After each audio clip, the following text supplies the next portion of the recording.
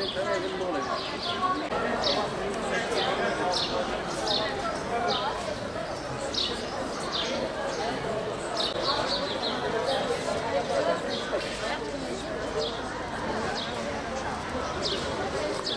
manzara burada anlatmaya çok gerek yok da ben Diyarbakır'da Kooperatifler Mahallesi'nde esnaflık yapan bir kişiyim. Şimdi burada zaten Covid-19 nedeniyle işlerimiz yoğun bir şekilde düşmüş. %80, %85 hatta %90 oranında bir düşüş var.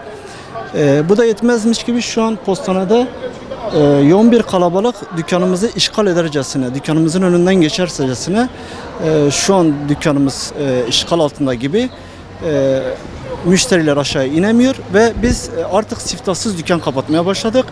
Bu durumun acilen çözülmesini istiyoruz. Artı sosyal mesafe denilen bir şey zaten burada söz konusu değil. Biz dükkanımıza geliyoruz, eve giderken de korkuyoruz, endişeliyiz. Bu halledilsin. Nasıl F5 oldu mu kapanıyor yani.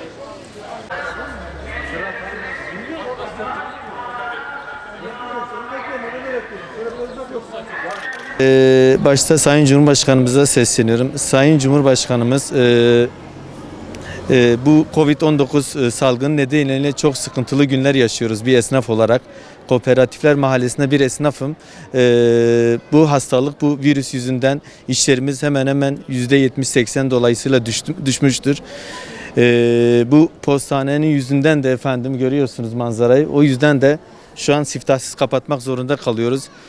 Hem hastalık yüzünden hem bu postane yoğunluğu yüzünden dükkanlarımızın önü gözükmüyor. Yani şu gördüğümüz manzarayı görüyorsunuz sayın yetkililere seslenmek istiyorum. Özellikle sosyal mesafe, 1 metre mesafe sınırlaması kesinlikle uyulmuyor. O yüzden bu hastalık o yüzden daha da çok yayılıyor. Özellikle bu sosyal mesafe uyulmasını istiyorum. Yetkililerden buna acilen müdahale edilmesini istiyorum.